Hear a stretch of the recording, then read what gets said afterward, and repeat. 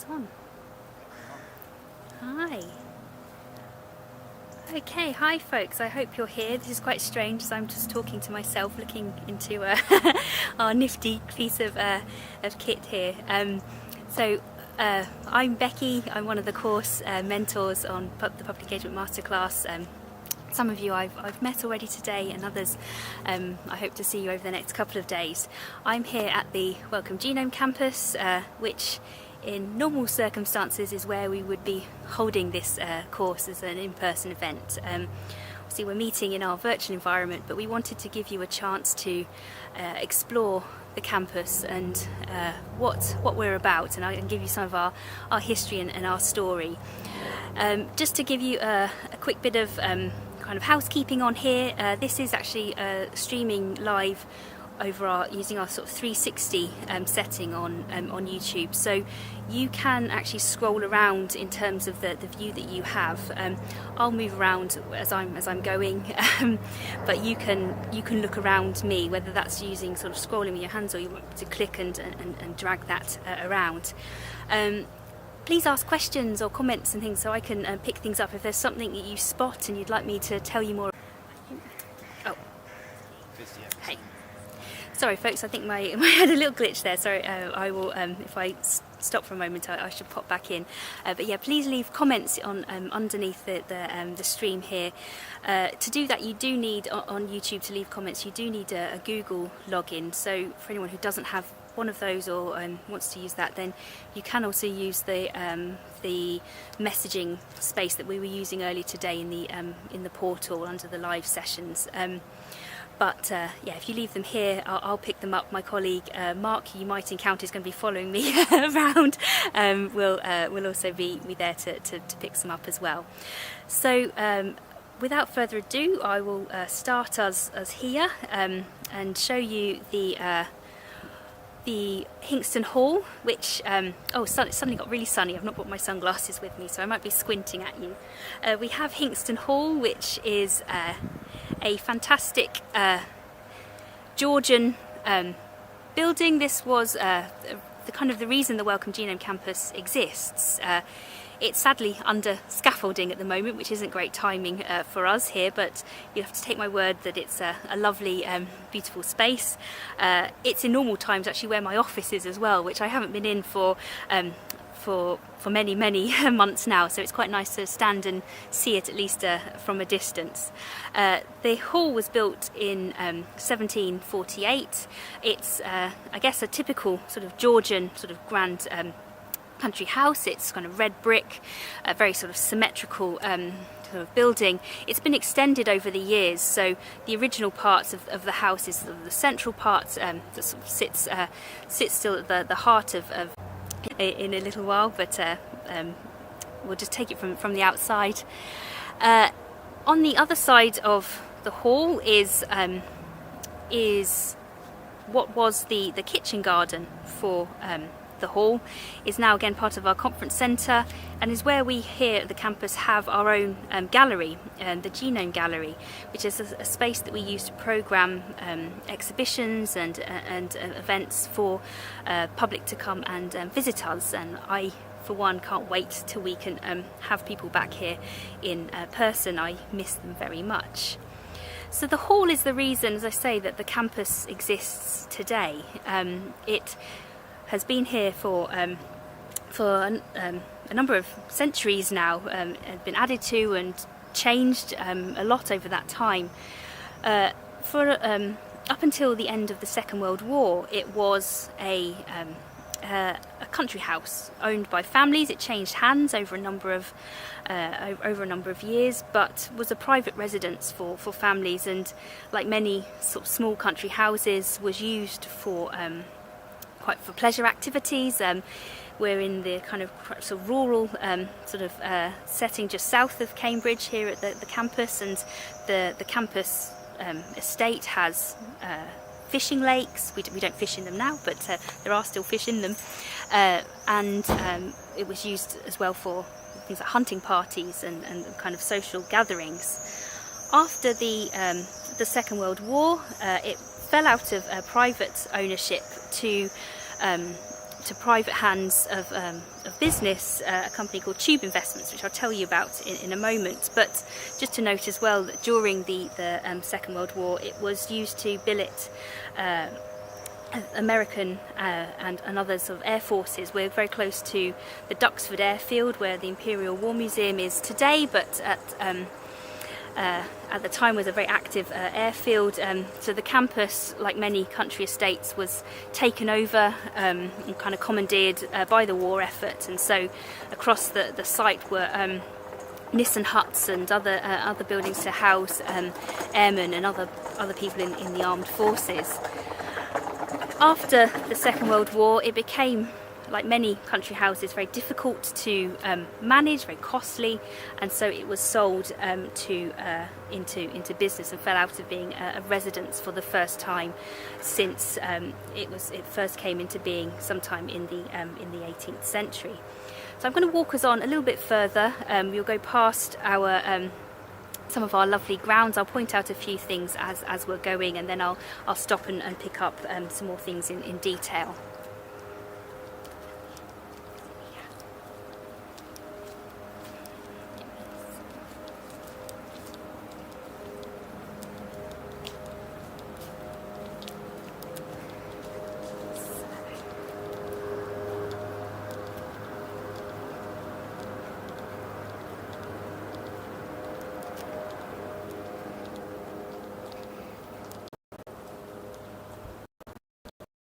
Mentioned that after the war, the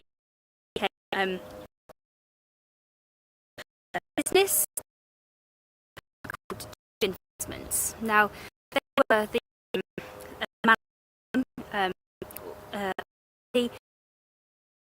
the site here was to house their research effort.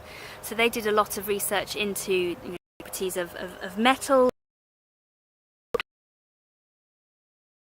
better design, engineering. Really, we're now a site of scientific research, and so our scientific heritage begins with Tube Investments, although our research focus has changed. Here, on a site that's now a lovely, slightly overgrown field, where we're kind of letting some of the campus kind of rewild, I think is the term for that, isn't it? As things are quieter here at the moment.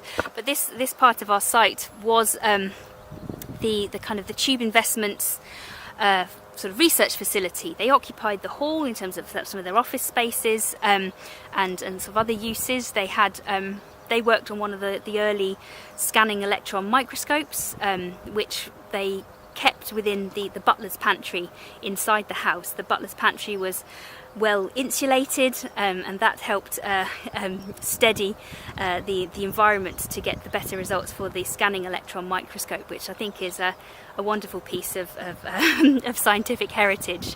But they built a kind of a workshop space here on the site, and used that to as part of their experimentation. But where we come into the story is when Tube Investments sold the site. They moved away from the site in the 1980s, and this coincided as we moved into the new decade of the 1990s to thinking about the Human Genome Project. Now, the Human Genome Project, for those who maybe aren't so familiar with it, was a huge international collaboration to sequence the human genome for the very first time. It started in 1990, and it took 13 years and cost around $3 billion.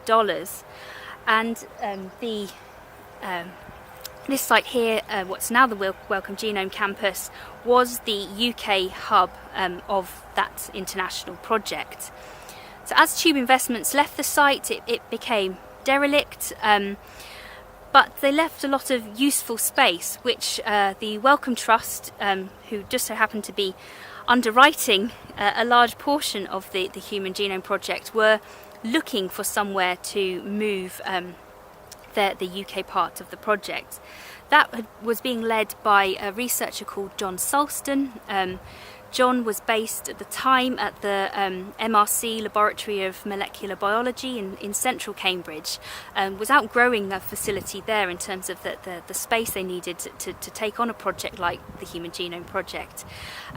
He had gone to Wellcome to seek funding for the project, which they'd agreed to, but were looking for somewhere to move the project. And so this site here in Hinxton, as I say, about 10 miles south of the city of Cambridge, was great in that they could move into the site of what was the Tube Investments lab, could strip that out quite easily, get the project moving, and then start to build kind of more fit for purpose laboratories. And so that is how the project got underway. They moved onto the site here in 1992, and we've been operating at the site ever since. And what you'll see, I hope, as we take a walk up through the campus is how that sort of seed of the Human Genome Project has kind of grown into this huge site of research today. Now, the first lab of what was Tube Investments and the first lab of the Human Genome Project was removed. Once it passed its usefulness, it was taken down. As is so often, in hindsight, we might wish that was kept there for us to see and to think about in terms of our scientific heritage. But sadly, that's not to be. But a couple of years ago, we created a project here on site to sort of notionally mark out that space and mark our the campus's 25th anniversary, but also thinking about that very first project and what it meant to the research that's happening here today. And that culminated in an installation at the campus, which you might be able to pick out as you look around here.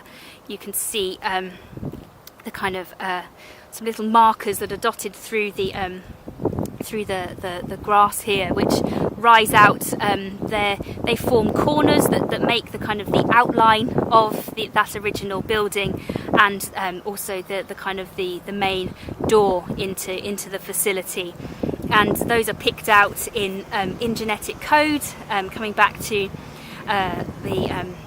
one of the first human chromosome to be fully sequenced, chromosome 22, which was the work of the site here in Hinxton. So it's a way that we've kind of found to kind of mark our heritage while still being very much here in our present. So I'm going to walk us on a bit further into the kind of what's now the kind of the heart of the campus. It's quite strange at the moment because, well, not only is it towards the end of the day where people might be sort of clearing out anyway, we're still really quiet here on site. A lot of people, like us all, have been working from home, so it is quieter than it would normally look. But we're slowly coming back on site, and it's some people today that I've not seen in about a year and a half. So it'd be great to share that with you all. So as we're walking up here towards the main part of the campus, there's a building on the right hand side. It's was the first building to be built here after the Tube Investments building.